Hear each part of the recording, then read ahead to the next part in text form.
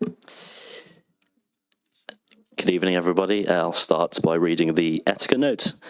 So may I remind everyone present that the meeting is being live streamed as well as recorded via the internet, and this recording archived for future viewing. Could all participants please mute yourselves when not speaking in order to avoid any background noise or feedback when other participants are speaking. If you wish to speak, can you please raise your hand in person if sat in the chamber, or use the remote raise hand function. If a participant raises their hand by the remote function and is not subsequently invited to speak by me, please can you turn your camera on to indicate or place a message in the chat function. When invited to address by the chair, please can all participants ensure that their microphone and camera is on to ensure they can be seen and heard when actively participating. If this is not possible for any reason, please bring this to the attention of the chair or democratic officer as soon as possible.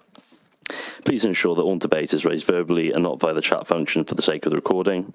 The chat function may be used to highlight any technical issues and or to grab the attention of the chair or democratic officer. If any participant has difficulty hearing or being heard when addressing the committee, then let me or the democratic officer know. Thanks for coming, everyone, and we'll get straight into it with agenda item 1. Any apologies for absence?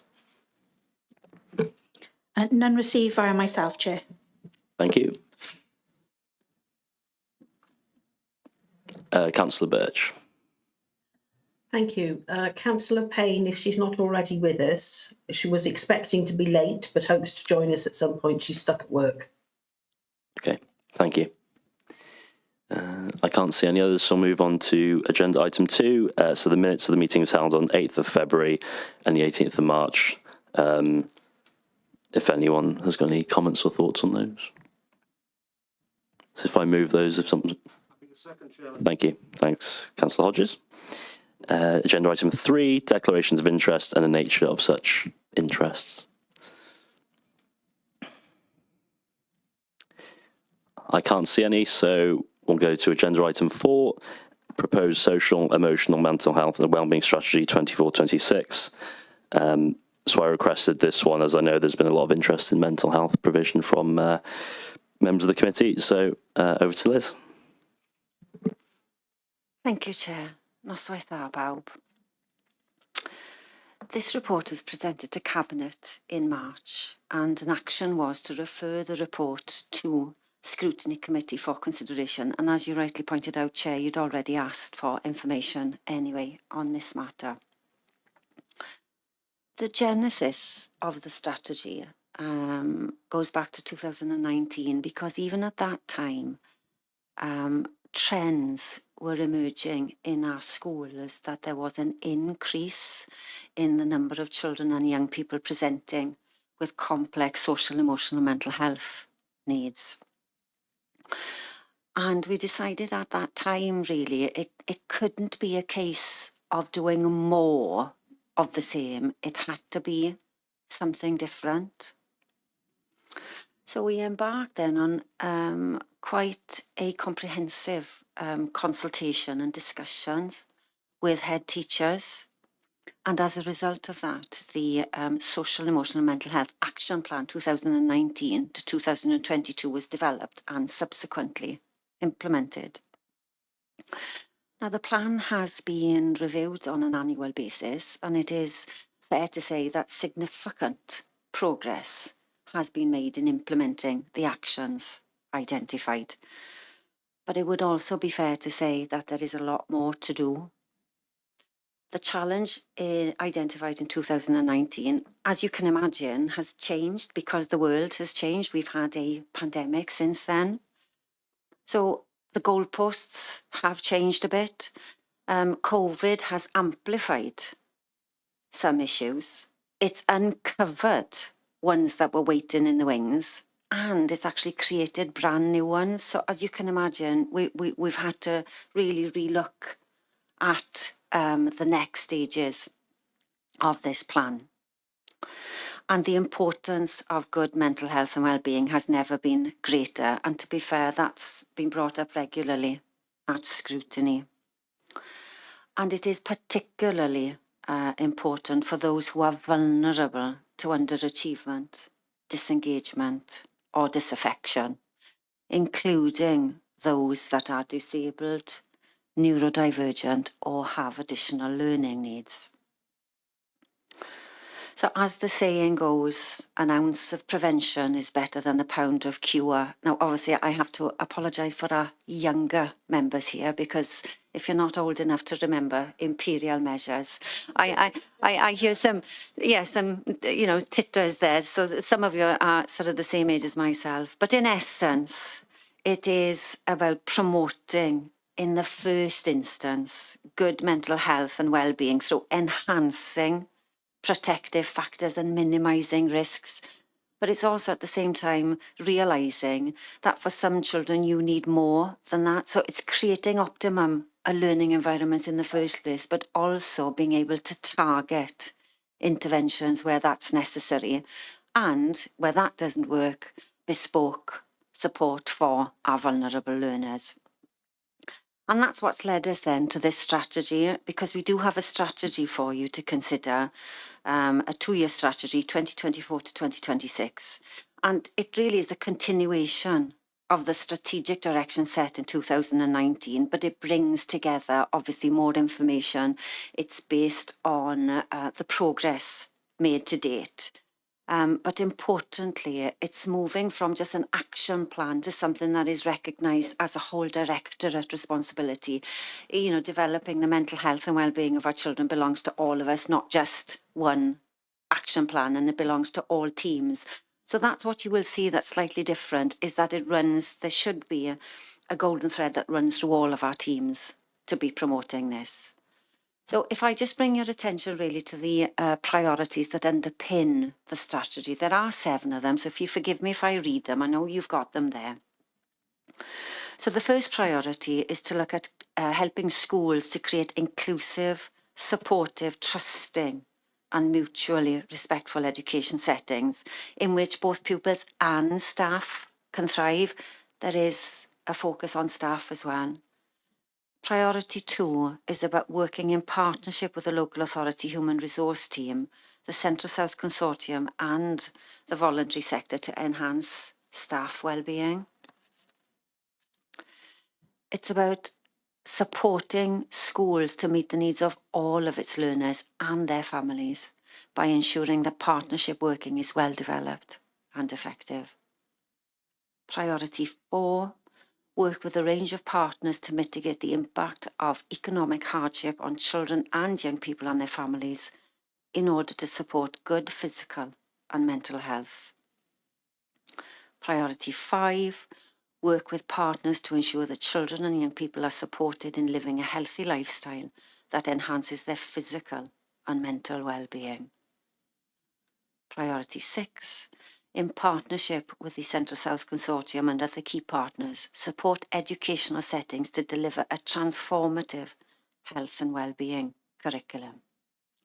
And lastly, priority 7, develop and commission high-quality services and provision to support learners and their families, developing more specialist provision for those with complex social, emotional and mental health difficulties. So, to conclude really then, the Directorate recognises that whilst direct work with schools to improve educational leadership and provision is of critical importance, there is also an understanding that other services have a significant complementary effect on supporting the well-being of children and young people. So I'm hoping that gives you a flavour, maybe a lead-in to the strategy, and just open to any of your comments or thoughts. Thank you, Chair. Thank you, Liz. So over to councillors and committee members if there are any questions or comments.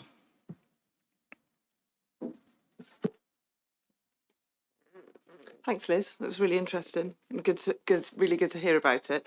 I've just got a few questions. I was looking down at your priorities, and the first one is the universal school approach to well-being and mentally healthy schools. Just a few questions. I can see, for example, that there's good descriptions of transition from nurseries into reception and nursery within state schools. And I was just wondering if there could be a possibility of including transition from primary to secondary as well. Oh, of course, that, as you said, that absolutely would be an integral part of it, but it's not, if it's not clear, then we would need to make it so. yeah, it's just that it's not clear sort of in the sections, but in the priority section. So that'd be really great. Okay, thank you. Thank you. Councillor Goodjohn.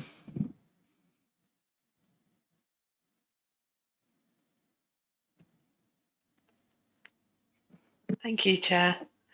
I was wondering about school-based counselling and whether young people have access to that. And if you had a bit more information on that, basically, how long does the average young person have to wait to access it, if they can access that? I do have that information, not at my fingertips, but we do have a report that our counselling service provides for us on an annual basis, and that information is contained there. So if you give me a bit of time, I can come back and find that information for you. That'd be wonderful, thank you. Thank you very much. Councillor Lynch-Wilson. I'd just like to say thank you. It's a very interesting report to read. I like the fact that it's not just a sticking plaster, that it is a strategy that you're not expecting to take 5 minutes. It's a long term, because obviously there's been so much upheaval for children with COVID and getting back to school. I know in my own family it's taken quite a long time to get my child back into school, almost just as she's finishing. So it's it was lovely to see that it's a full comprehensive way to help these children who are really struggled with getting back to school. Thank you. Thanks. Councillor Penn.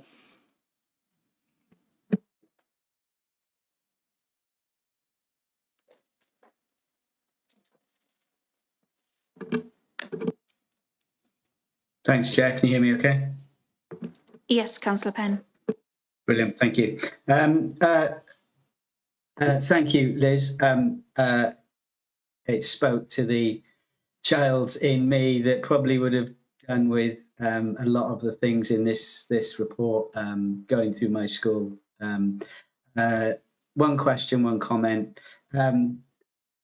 It's encouraging to see that 87% of Vale schools have completed a self-evaluation process, but then only 38.1 in Wales have. Why do you think that is? Or is it just we're very proactive and good at doing these things? And then the other comment, all it was so 2.2, page 6, partnership working, and then the whole school approach.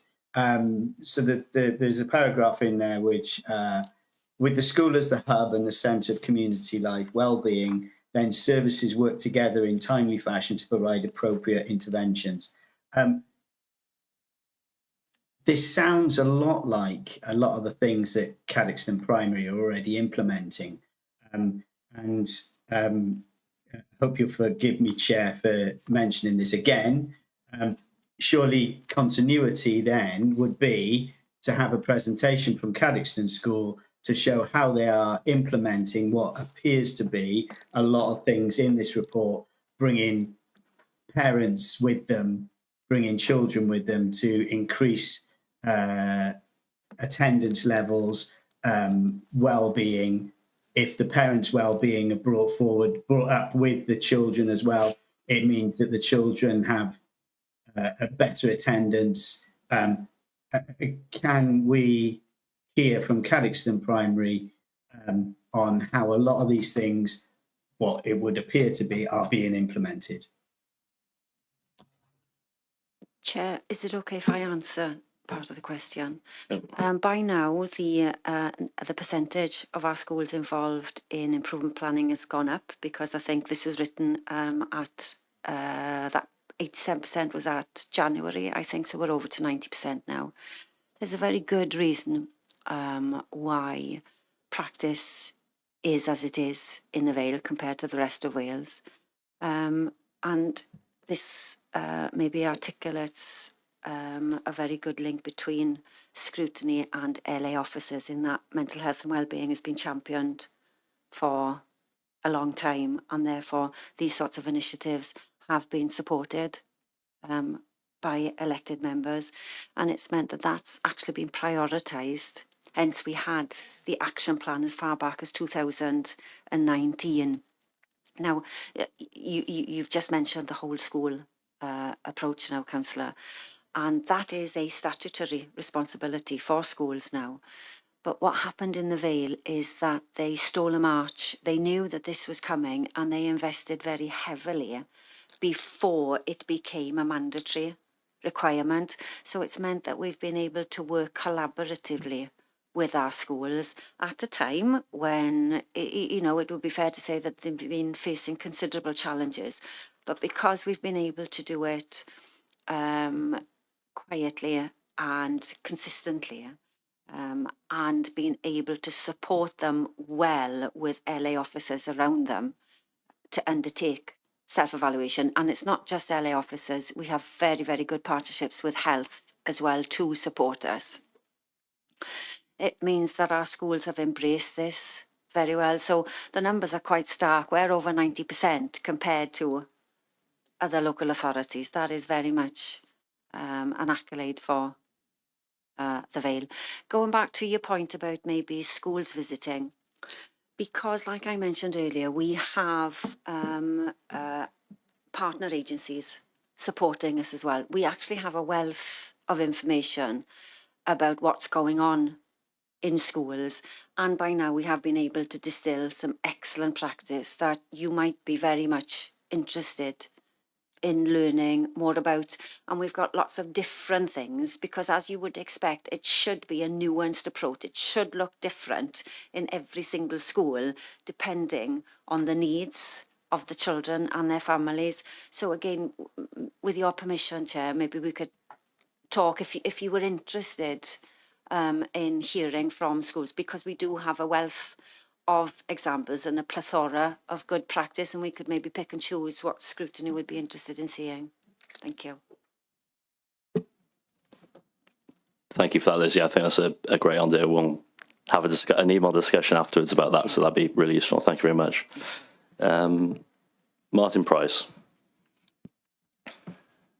Hi. I mean, it's very good initiative and so on. One of the things which worries me is the resources required. You said that the Vale had invested quite a lot of money in this before they were made to. Doing this requires resource from schools, from the authority, from the consortium, and so on. Could you comment on whether there's enough there to do justice to what you're trying to do? In terms of ensuring that schools are aware of their statutory duties and supporting schools in undertaking self-evaluation, I'd say yes, and that work has been done now, hence the need for the strategy, because it's moving away from sort of the need to self-evaluate. It's now about maintaining it. So whereas we did have a dedicated officer to do that, we have planned an exit strategy. And there is a monitoring group around this that's made up of LA officers, multidisciplinary group of people, as well as health, in making sure that there is still support for schools. Because even though it's fair to say that we've got over 90% that are engaged in this, we still have a few outliers that require just a bit of support. So I'd say at the moment, in terms of making sure that schools are aware of what they need to do, we do have the resources to do that. It's a different ballgame altogether about obviously keeping pace with the changing needs of children in our schools, but that's maybe a conversation for another day. Yeah.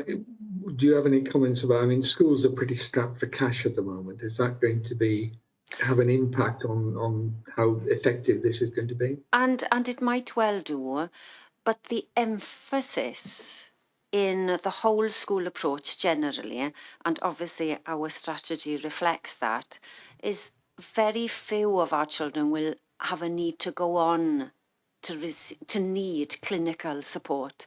A lot of it is about investing in relationships and making sure that we create optimum learning environments in the first place. And that really is the approach, is that it is preventative first, that we identify what the risk factors are and are able to mitigate against that. In theory, that should negate the need for more intensive interventions. I'm not saying that there won't be a need for those, but generally speaking, the emphasis is around promoting good mental health in the first place. Okay. Thank you. Nick. Thank you, Chairman. Can I thank you for the report, first of all? It's detailed, which is great, and it shows the advances that have been made. Can I say that I'm pleased that the strategy is only, at the moment, up to 2026? I've seen too many council long-term strategies that seem to get lost. Local development plans and such and forth. But anyway, this has a certain flexibility to it, which I certainly like.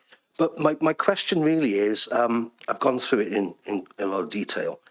Is it appropriate perhaps to have some sort of, or are we able to even perhaps, to have some sort of targets within this? I mean, obviously, as it develops, we'll have reports back about numbers, but I was just wondering, is it possible in an ever-moving feast to have a target sort of set? I think the way we are addressing that is, like I said to you, it now becomes the responsibility of all of our teams, and different pieces of the jigsaw should be found in the team plans. Yeah. So in theory, that will again be available for you to see progress made, because now that has been, if you like, devolved, so that all of our teams, and there is a raft of teams taking responsibility for a piece of the jigsaw, and then obviously through our report cards you will be able to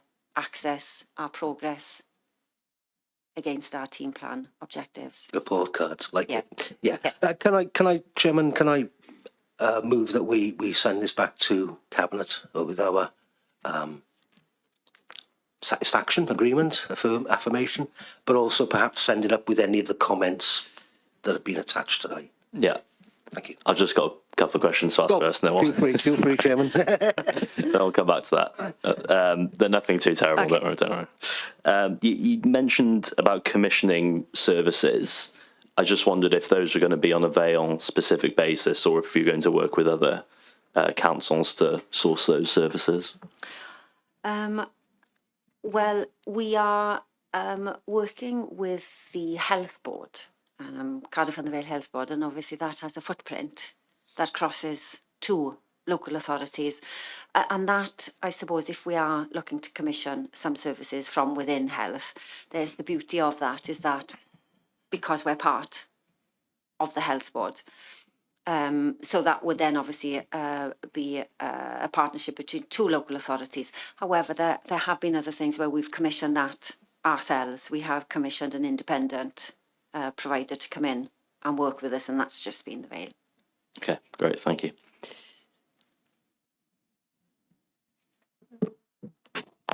Hi. I just thought with the school-based counselling, we've been talking about school-based counselling in youth council, so I just thought I'd echo kind of what we've been saying. So with the waiting times, I think they're meant to be about 6 weeks, but we found that young people are often waiting a lot longer. And like many of the young people in the youth council feel that the services provided by services like Bernardo's are quite inadequate. We have spoke to them about this and we have had them in, but since they're so important to the strategy, I do feel like there could be more pressure put on them to ensure they're addressing these concerns and ensure they're improving to suit young people's concerns as well. Thank you. And again, that leads quite nicely back to, I think, one of the first questions about what are the waiting times and things like that. So if you just permit me some time to have a look at that. And like I said, we do have an annual report, so it would be good to look at that sort of data there and provide you with an update. Yeah, that'd be great. Naomi? Sorry, I forgot to ask my other question. So in the previous schools I've worked in, I was one of the leaders on Forest School. So I've seen firsthand just the way in which working with nature can have a really positive effect on children's mental health. As a governor in High Street, they are a phenomenal school at using nature to enhance their learning, and also just for the mental health within that school, I think is so good because of their forest school. And I was just wondering if that could be incorporated into this strategy in any way, or maybe schools that currently have a forest school being ambassadors for other schools to set up a forest school. Because I know we have local nature partnership and people who actually have grants available for this, based within the Vale. So it'd be great to see more schools taking this on if possible. Now, it might not look as if it's there, but it is there because it's captured in the curriculum development with Central South Consortium. So it is definitely in there. Okay. Thanks. Councillor Goodjohn. Thank you, Chair. With the committee's permission, as I'm not a member of the committee.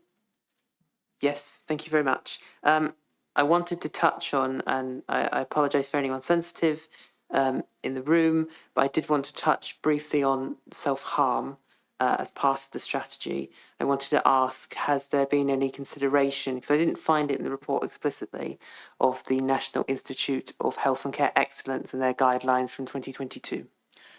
Definitely self-harm is very much a consideration of this.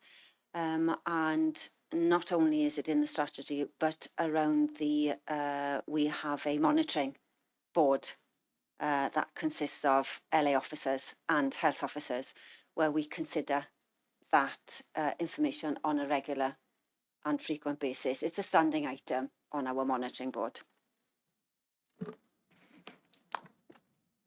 Yeah, can I ask, because what we've heard about the counselling school-based services is something that I've heard quite a lot from young people across young people's forums, and a huge part of those guidelines is that early intervention, preventative measures to stop the worst situations, and also linking in with the health board to make sure that we have a collaborative approach, which is good to see within the report.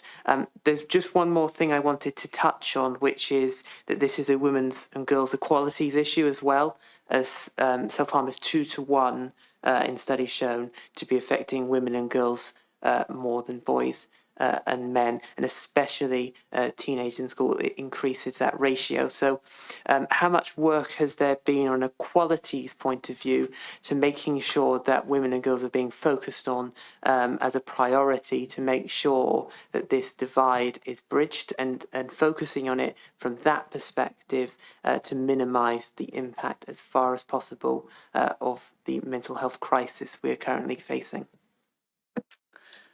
I would have to go back and talk to my health colleagues and actually ask about that. Certainly we can ask the question for schools to see if that trend is clear in our schools as well, and if so, what is actually being done about it. Because when I said that just over 90% of our schools have, are actively planning for improvements, that's the sort of thing that you would expect to see in their improvement plans, if that is what if that's what the data and the information has made clear in their self-evaluation activities. But it is nevertheless a really important point, and I shall bring that up at our next monitoring board to ask our health colleagues if there has been consideration around that.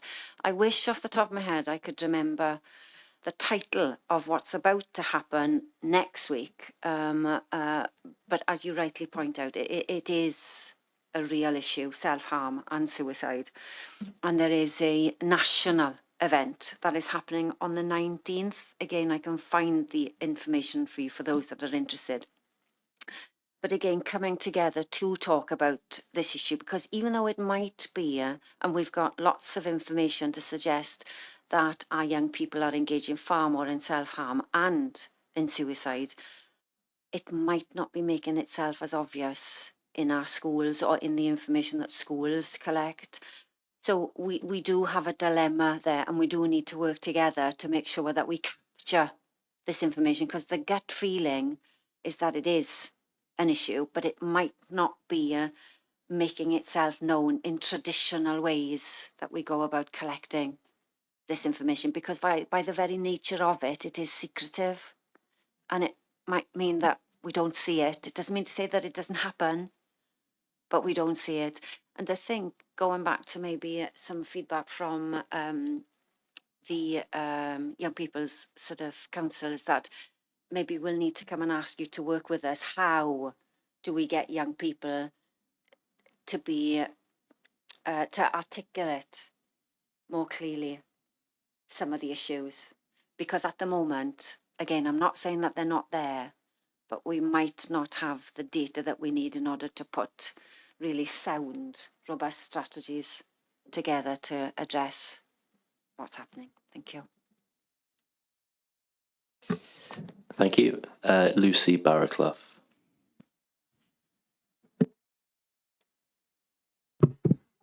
Hello, can you hear me? Yeah, loud and clear. Thank you. I just wanted to say thank you for presenting this report. I found it a really interesting read and a really positive strategy. I've just got a brief question. Where a child is identified as experiencing difficulties due to SEMH issues, are they to be classed as a child with ALN, or is this a completely different group?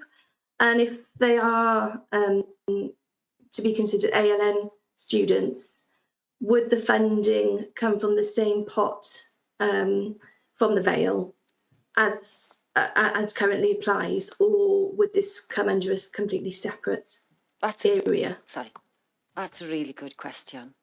A child who has social and emotional and mental health needs may or may not have additional learning needs. It doesn't automatically follow that if you have social and emotional and mental health needs that you will have ALN as well, because ALN is defined according to the code and the law that we have, is that if you fail to show progress or that you have significant learning needs, and it might be that your social and emotional and mental health needs are not affecting your ability to learn. They might be, however. So it would be really unfair to say if you have SEMH that you automatically have ALN. But the way, if you do then have SEMH and ALN, then the way we fund it in the local authorities, that there is a high level of delegation out to schools. So then it would be expected, if you had ALN that happened to be your SEMH needs as well, that would come from the delegated pot that's out to schools. Thank you. Sorry, I had to turn my camera off because it affected my connectivity. Thank you. Thank you very much, Lucy. Emma Goodjohn.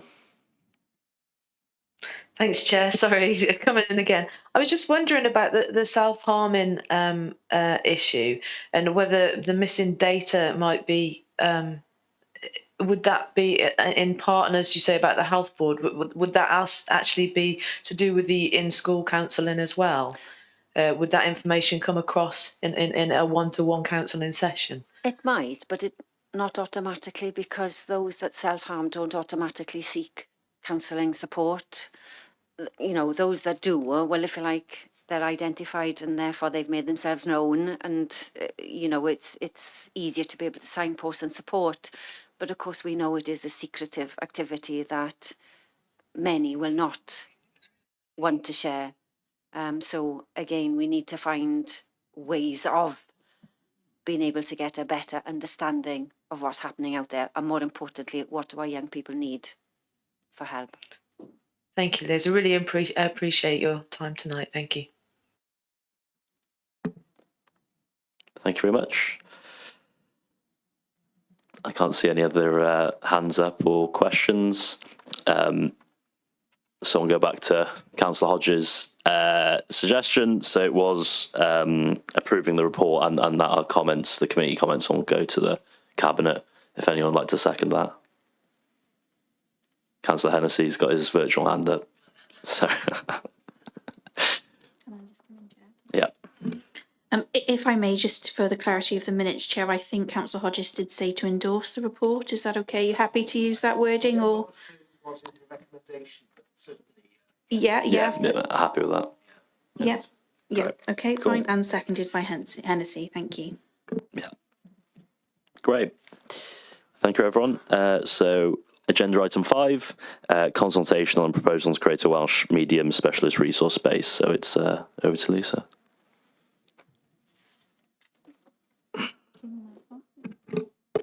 Put the presentation up, yeah? Great, thank you. Good evening, everybody. Well, this proposal fits in very neatly, actually, on from what we've just been talking about. The proposal has been approved by Cabinet for consultation and is referred to this committee for consideration during the consultation period. Now, the consultation period runs from the 10th of April to the 22nd of May. That's slightly later than the dates in the original Cabinet report. That's because there was some concern that some schools hadn't shared all of the information prior to the Easter holidays, so we've extended it slightly. The proposal is to create a new Welsh medium specialist resource base for primary age children at Ysgol Gwaun and Ant. The purpose of the base would be to support individual learners as well as improve the capacity of the home school to create a fully inclusive environment where all learners are given the opportunity to succeed and have access to education that meets their needs. The specialist resource base would provide periods of integrated provision for up to 16 pupils with a diagnosis of an autism spectrum condition and those experiencing significant social communication, interaction or regulation difficulties. This will include pupils whose high level of anxiety is impacting significantly on their ability to access mainstream education. The specialist teacher at the higher level teaching assistant and learning support assistant would work together with professionals and parents to provide learning experiences that cater for education, communication, emotional, social and sensory needs of each pupil. As a bit of background, this has been proposed due to the fact that there is a growth in ALN across all of our schools. And in particular, in terms of this report, with relation to Welsh Medium Primary, in 2023, there were 107 pupils in Welsh Medium Primary schools who are identified as having ALN, and this had risen from 88 in 2022, and indications are that it's continuing to rise. Data also specifically indicates a rise in neurodiverse pupils with conditions such as autism and attention deficit hyperactivity disorder. This is also evidence of a clear increase in children and young people being identified as having issues relating to their behavioural, emotional and social development. A review of Welsh medium provision identified that more specialist provision was required. A Welsh medium secondary school resource base has already been successfully introduced at Ysgol Glamorgan, and it is evident that a base for pupils attending primary Welsh medium education was also required, to establish a continuum of provision from 4 to 18, and to ensure parity for both Welsh and English medium educated pupils. In terms of national and local context, the Council is clearly committed to meeting the requirements of the Additional Learning Needs and Education Tribunal Act 2018 in transforming expectations and outcomes for children and young people with ALN. The Act provides a new statutory framework for supporting children with ALN and is accompanied by a mandatory code. The code requires us to support the creation of a fully inclusive education system where all learners are given the opportunity to succeed and have access to an education that meets their needs and enables them to participate in, benefit from and enjoy their learning. In addition, our WESP requires, in particular, outcome 6 of our WESP requires the Council to increase the provision of Welsh medium education for pupils with additional learning needs in accordance with the duties imposed by the Act. This proposal, if successful, would be a significant step in meeting our WESP targets. More locally, there is a well-established outreach service in the Vale of Glamorgan that provides support to schools for pupils with ALN. Following an analysis of the workforce, it was identified that there is a need for additional Welsh-speaking specialists to support schools in the areas of autism and social, emotional and mental health. This provision would support the development of existing teachers within the Welsh medium sector. The creation of a new Welsh medium ALN SRB provision would therefore have a positive impact on all of our Welsh medium schools, as it would provide an additional resource as well as opportunities for professional development for our staff. In terms of funding, we accessed a capital grant for additional learning needs last year, and we identified some areas within our schools that would that we could develop with a view to producing some of these specialist resource. So there's no capital funding required to support this particular proposal. In terms of the funding for running it, the revenue costs, the staff cost would be £162,000, and we have that commitment centrally already, as the base is actually just beginning to take shape as a pilot to inform decision making for some of the reasons that we've been discussing at an earlier item. The school would also have received £11,000 via the mainstream funding formula to cover additional resources. There would be transport costs, and they can be considerable. They're estimated currently to be approximately £20,000 to £27,000 per annum, but depending on where pupils live, it's actually quite difficult, if not impossible, to predict what they could be in the future, because pupils can and would attend the SRB from all areas of the Vale of Glamorgan. In terms of admission to the base, there is a clear entry and exit criteria that is outlined in the document for you to look at if you want more detail on that. And there is a clear process on determining placements. The unit would be based at Ysgol Gwaun and Nant, but the admissions would be determined by the local authority placement panel. Placements would be agreed for 2 days a week for a set period of 2 terms in the first instance. Regular reviews and assessment of all pupils would take place to determine the most appropriate education provision to meet their needs. On agreement to place, the pupils would be dual registered at the base alongside their home school. The Vale of Glamorgan would prepare and maintain the individual development plans for all pupils attending the SRB. And the last slide will show you the timescales for the consultation.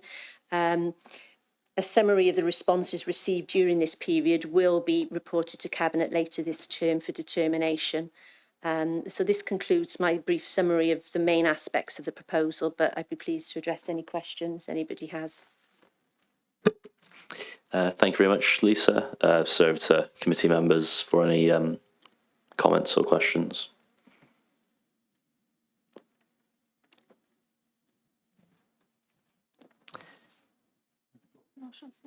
Councillor. Sorry, yeah, Councillor Hodges. I saw Nick first. Yeah, I really wasn't going to say anything on this because I fully support the proposal as it stands. As it's part, and I don't want to jump in again, but as it's part of the consultation, now we're within the consultation period, this is our opportunity as a committee to respond and either agree or disagree. Obviously, I agree. This is needed. This is overdue. This is parity. That's important. It's something I fully endorse and support. And can I say that the site of Ysgol Gwaun and Nant is an excellent site for it to be as well. So I haven't really got any questions for you, apart from the fact that I see the numbers, 16 or something would be the maximum. Do you think that will be enough, or is it expandable? I mean, there's space, I know that, yeah. I think what we're finding with ALN is the more support we put into place, we would always need more, I think, but Liz would probably potentially have more to... At the moment, it is enough, but as with all of our specialist resources, we're seeing challenges because our, demand outstrips supply. And I think I was here a matter of months ago explaining why we were expanding some other provision. It is at the moment, but you are right to ask the question because it needs to be a watching brief, really. Thank you. Councillor Marshall, sir. Thanks, Reece. Much like Nick, I completely fully endorse this. I've got a child in Welsh medium school who has ALN, and I would want them to continue with Welsh if they needed to have extra support in any way. I, much like Nick as well, Gwynedd is the perfect place for this to be currently as well. My only question really is, we know that we can only judge a school on how good it is, or a classroom, based on the staff they have. And I know it can be difficult to recruit Welsh-speaking staff. And I was just wondering, obviously this is a pilot as it is, how has the recruitment been currently, and how does it look for the future? We haven't got everybody in place, but we are motoring on it. We are, yeah, we are. So we've got the teacher in place. I'm trying to think, is it because we've made some other appointments, I want to say this week or quite recently. I better not say too much just in case they haven't accepted the jobs yet and I've, scuppered and I've said something I shouldn't. But it's right to identify those, because it has not been plain sailing. It really hasn't. But we've managed to get most, not all, but most in place. But it is a challenge to get Welsh medium staff. Thank you. Geraint Scott.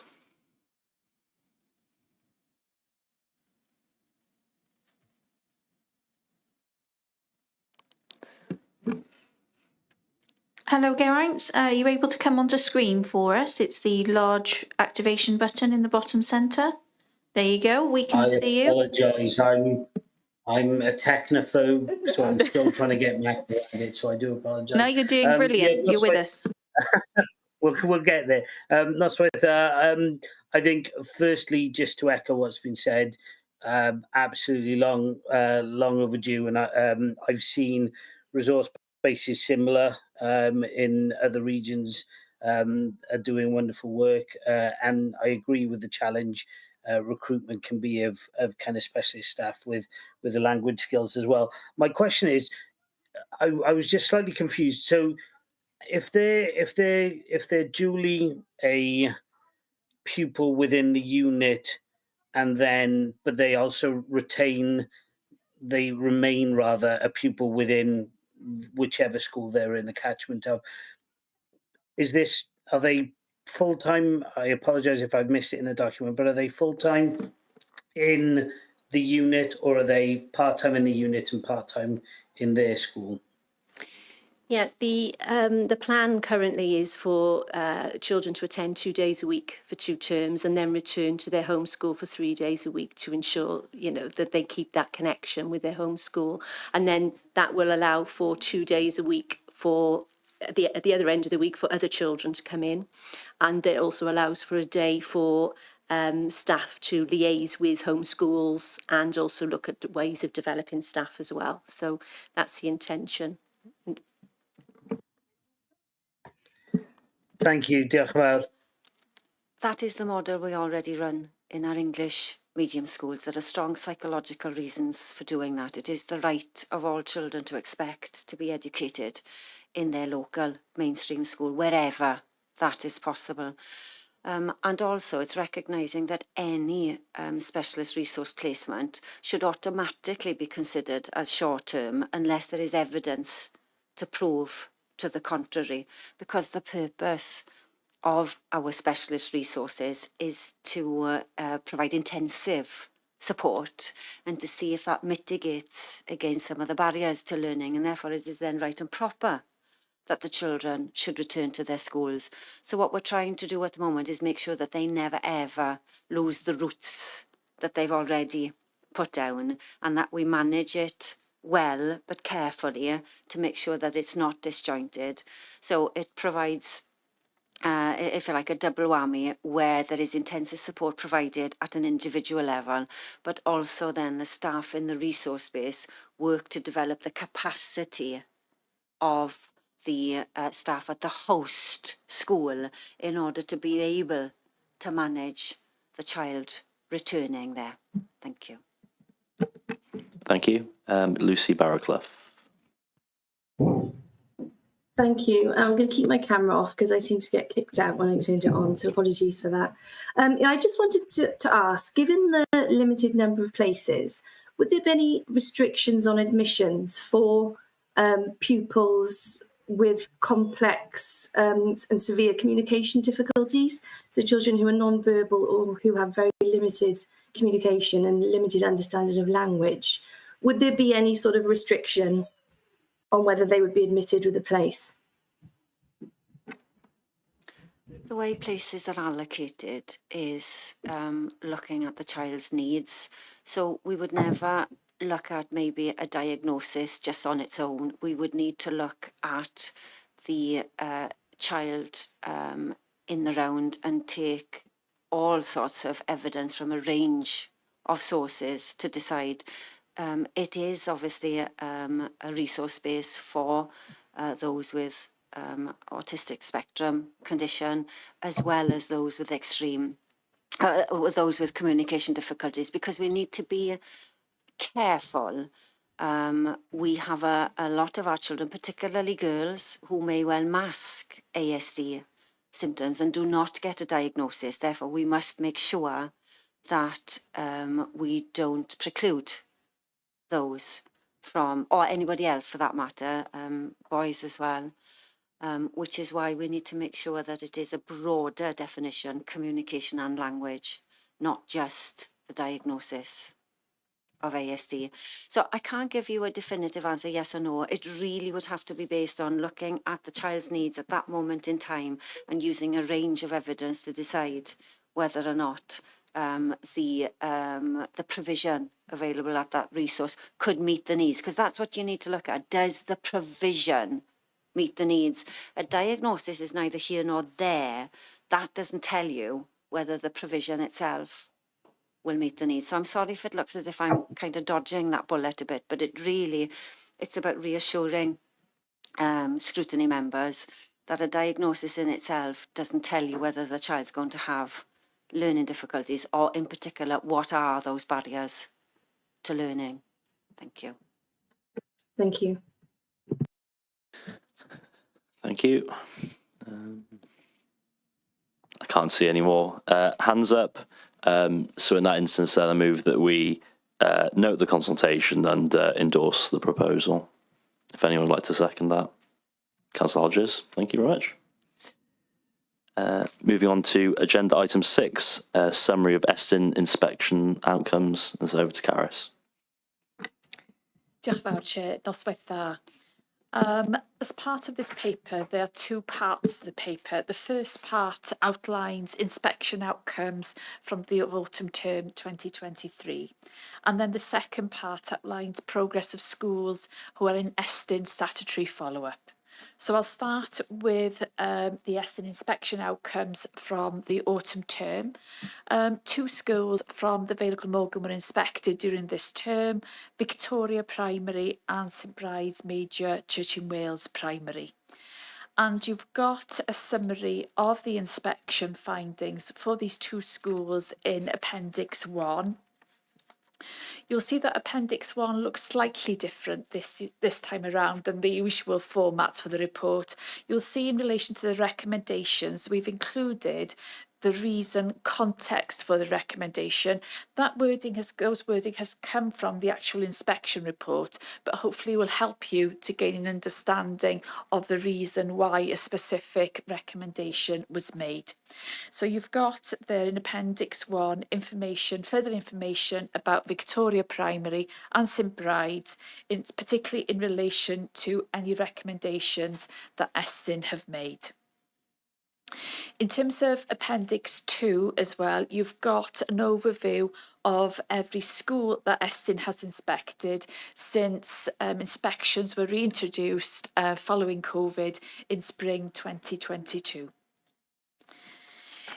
In terms of follow-up work, there was no follow-up activity identified in terms of Victoria Primary or St Bride's Major. And when Estyn visit, they sometimes ask schools to write a case study, especially when they've identified any interesting or innovative practice. There wasn't any invitation in relation to these two schools. There's a reference in 2.15 of your report to a bond fine. They were inspected in summer term 2023, and we've already referenced that inspection report previously. And they were invited to write a case study when Estin visited them. And just to inform you, that case study was published by Estin in February 2024. So that's available for you to read, and it's actually included in Appendix 3, which outlines the list of all case studies that have been published by Vale of Glamorgan schools.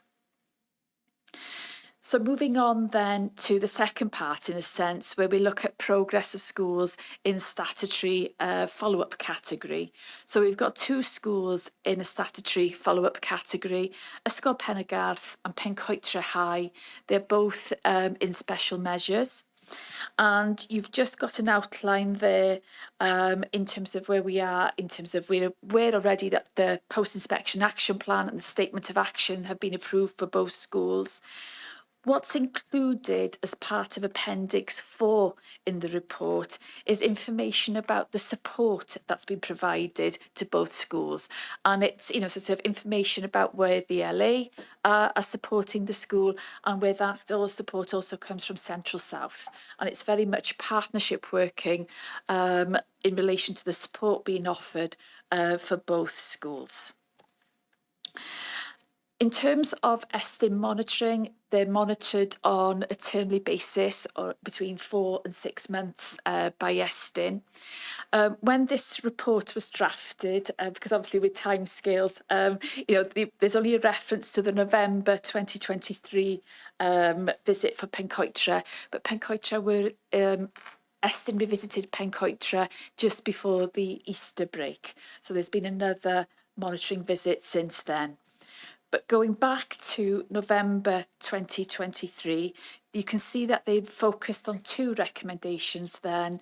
Recommendation 3 to improve the quality of teaching and assessment, and recommendation 5 to improve the provision to develop and the standards of pupils' skills.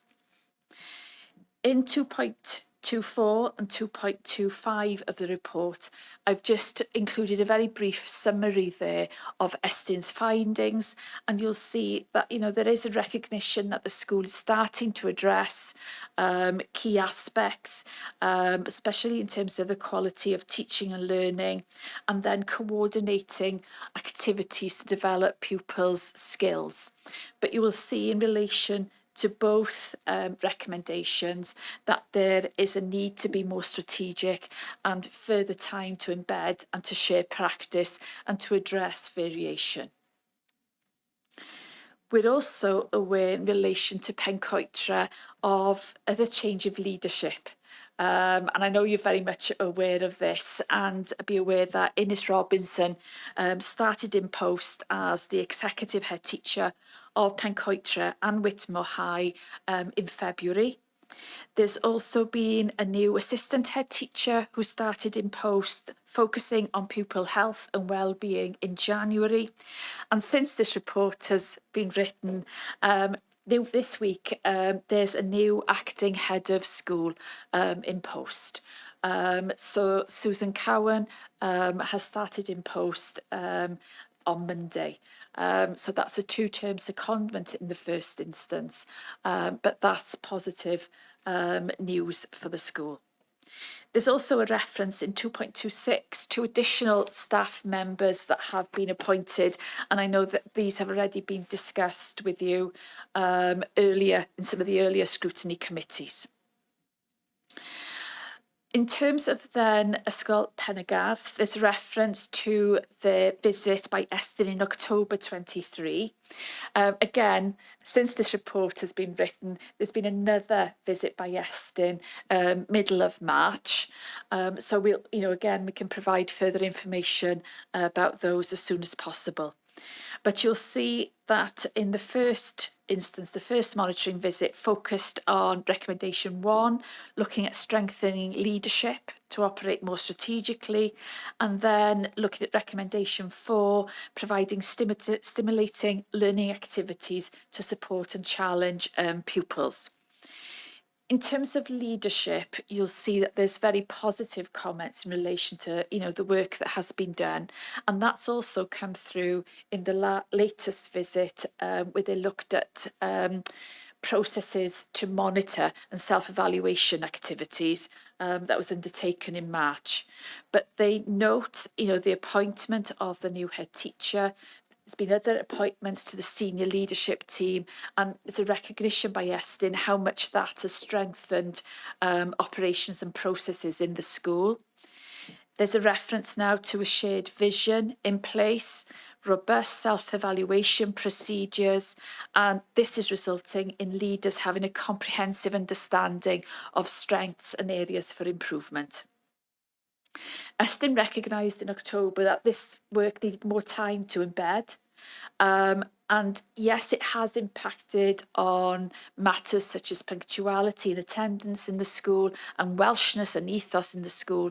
But Estin felt they needed to, more time to have an impact on the quality of teaching and learning. And sort of it's the same similar theme in terms of the second recommendation they looked at. They felt strongly that there was a clear strategy in place to improve the quality of teaching and learning. There's a comprehensive professional learning programme in place. Performance management processes are robust, and there is elements of improvement in the quality of teaching and learning, but there is still further work to address elements of variability in the quality of teaching. So as noted in 2.31, Estin will be revisiting the schools again on a, sort of on a termly basis. So we'll keep you updated in relation to that. And then at the end of the report, I've just referenced Llanfair Primary School. They're not in an Estin statutory follow-up category, but they are in Estin review. And they were inspected back in February 2023. So they will be due an Estin visit or a meeting with the local authority to discuss progress, and that usually happens between 12 and 18 months after the report was published. So in terms of their recommendation, just for you to be aware of the progress being made there, leadership across the school is developing well. Distributed leadership is being strengthened, and you can see that AOLE leaders have increasing responsibility in the school. And what's pleasing as well is that pupil voice groups and the school Senedd, are also having increasing opportunities to impact on provision standards in the school. And the school continues to work well with their cluster in terms of developing the curriculum work, and there's specific work that's pleasing to see in terms of the digital curriculum and Welsh in particular. And then there's ongoing adjustments to the provision and to the curriculum to ensure that there's increased pupil independence and more challenge to pupils' learning. So that's just a very brief overview. I'm sure there's questions and I'm happy to answer. Thanks very much, Caris. It was very thorough, as usual. If there are any thoughts or questions, Councillor Marshalsea. Thank you. Just a quick question. So obviously there's now a new head of school at Pencoedrey, and they're there for 2 terms. Can I ask where they've come from? I maybe should have known that, but I don't. And also if there is a possibility of the current executive head teacher of that continuing long term. My understanding is that the executive head teacher is in post for 3 years, and that's been an arrangement that has been formalised. In terms of the acting head of school, the person appointed, and some of you might know this person very well, is Susan Cowan, who works as part of the inclusion team in the local authority. Susan started in post on Monday. That's a 2-term secondment because obviously it will mean a restructure in terms of the leadership of the school. So we would, that process needs to happen for anything then, any, sort of, post to be in a permanent capacity. But that, so that takes place. We've got 2 terms to allow that to happen for then an advert for a permanent position to go out. Thanks. I see more ones is coming as well.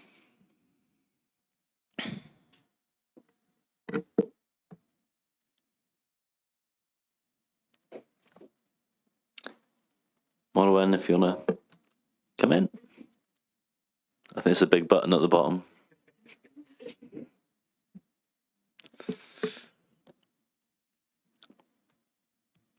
We'll come back. Do you want to come back, Chair, or message her? Yeah.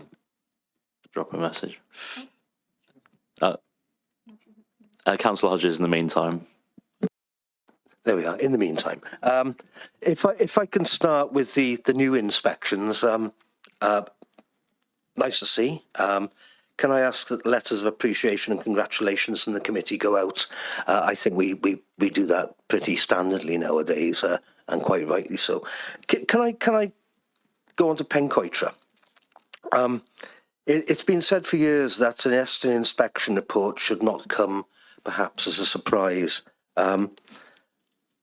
When I first saw the adverse report now some time ago, I was surprised to see that of the 5 LEA governor spots, that there were no Vale councillors on there, which I found quite unusual for one of our larger schools. I was just wondering, do you think that's something that perhaps should be addressed? And if so, do you think it would have perhaps spotted, noted, and been happier to report any issues up earlier and quicker, that we might not be quite in this position at this time? I appreciate councillors are busy, but I feel that half the town of Barry, which is effectively covered by the school's catchment area, should have councillors on there. I was just wondering if any of you had any thoughts on that. Thank you.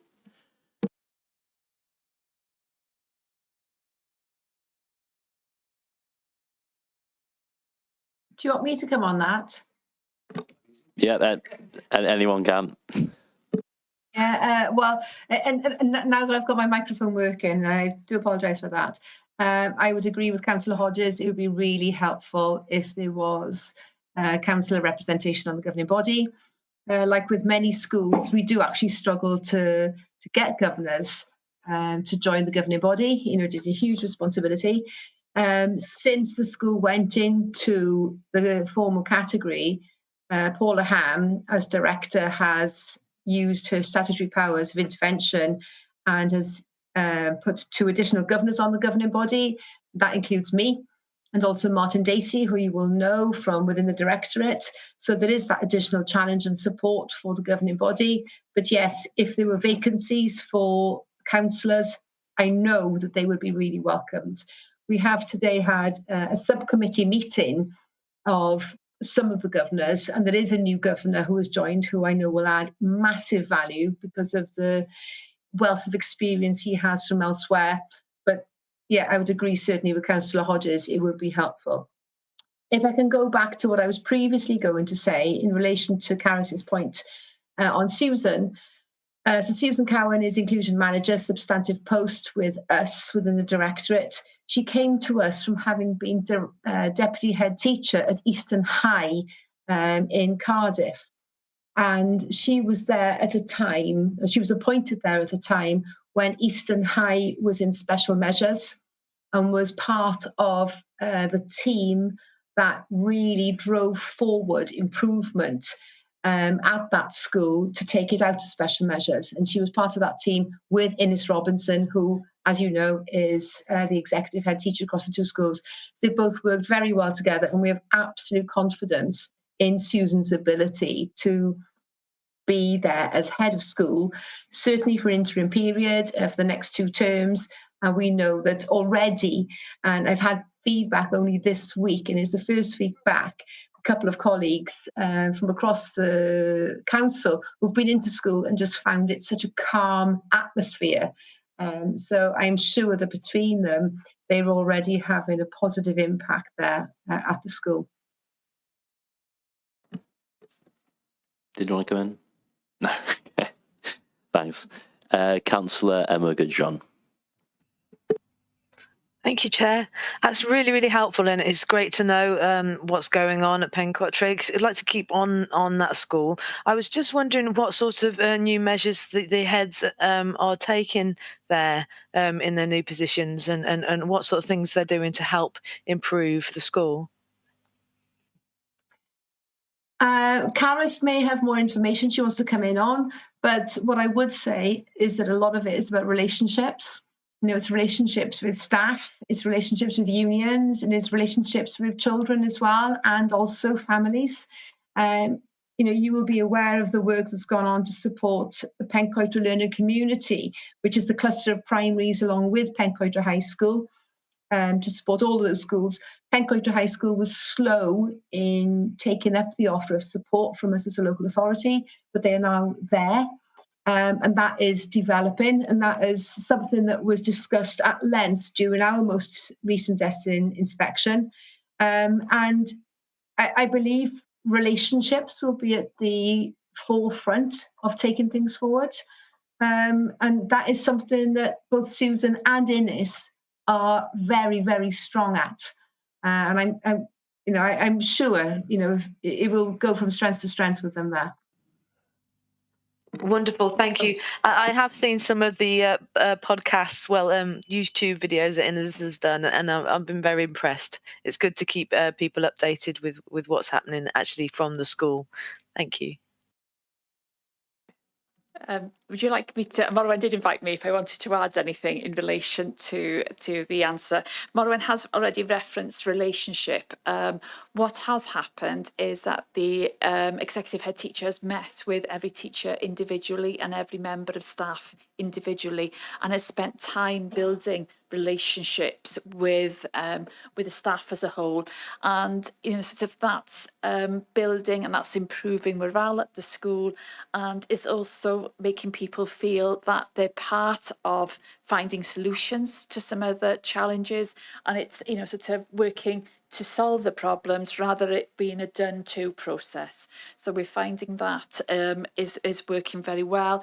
There's also a focus on strengthening leadership again, and just refining roles and responsibilities in terms of the senior leadership team, and also developing the middle leaders, and also in terms of the lessons, that's, you know, sort of, and the quality of teaching in the school, making sure that there's a focus and a consistent messages being shared with teachers, focusing on key elements such as the building relationships with pupils, greeting pupils at the start of a lesson, and then building slowly and modelling expectations over time. So those are the key areas in the short term, but there's a clear short-term and long-term roadmap in place for the school that outlines the head teacher's vision for improvement. Thank you.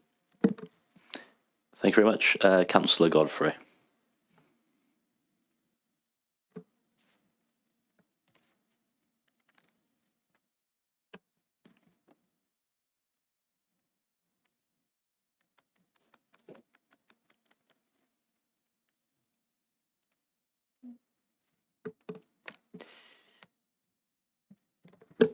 Councillor Godfrey, you're not on screen at the moment. Are you able to press your activation button, please?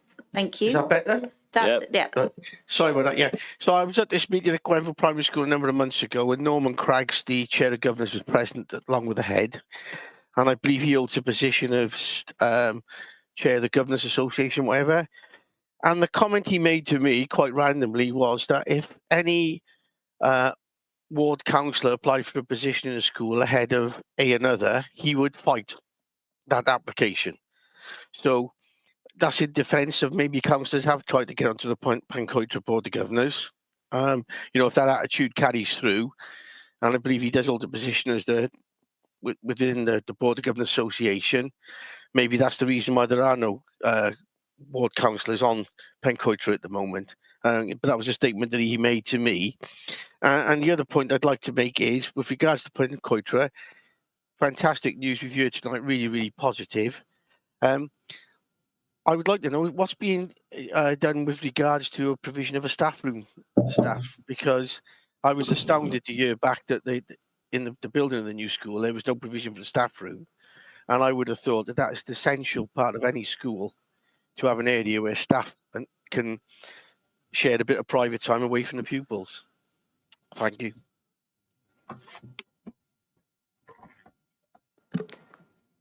Caris or Morwen or... I don't have anything to report about the staff room, I'm afraid. I don't know whether Morwen has anything, but I can go back and find some information and inform you if there's anything to report. Apologies, I don't have anything either, and that would be an internal school decision that would be made, not a local authority one. Okay, thank you. Martin Price. Hi, I just want, picking up on Councillor Godfrey's comment about Norman Craggs. Norman was secretary of the Vale Governors Association. He's recently retired from that after about 10 years doing it. It's not a position of the Vale Governors Association to be against the idea of councillors as governors. It enriches most governing bodies to have councillors who are committed to their areas to work with the schools. So we would encourage as many councillors as possible to join governing bodies if they wish to. And I think they will bring a lot to them. Thank you. Thank you, Martin. I can't see any other... Oh, Councillor Birch, did you want to come in? No. Okay. I can't see any other questions or hands up. Sorry, I did want to speak. Sorry, you were coming in and out, but we can see you now. Thank you. Right. I chair the panel that appoints governors to schools across the Vale. I know nothing of Norman Craggs making statements like this, and I can assure you that we have not had applications for people to go onto the Board of Governors at Pencoedre. So we haven't made, no one has made decisions or stood in anybody's way. The fact is that we have not simply not had the applications because, all the points have been made about the value added of having a councillor on a board of governors, but we simply haven't had the applications to appoint anybody. Great. Thank you, Councillor Birch. There are no more hands up. No, thank you, Caris. So in that case, then I'll move that we note the inspection outcomes and the progress of the schools in special measures, and also we'll congratulate the schools who've received positive inspection results for their hard work and success. Got a seconder for that. Hodges, Councillor Hodges, thank you. And that brings tonight's meeting to a close. Thank you everyone for your attendance and Nostar.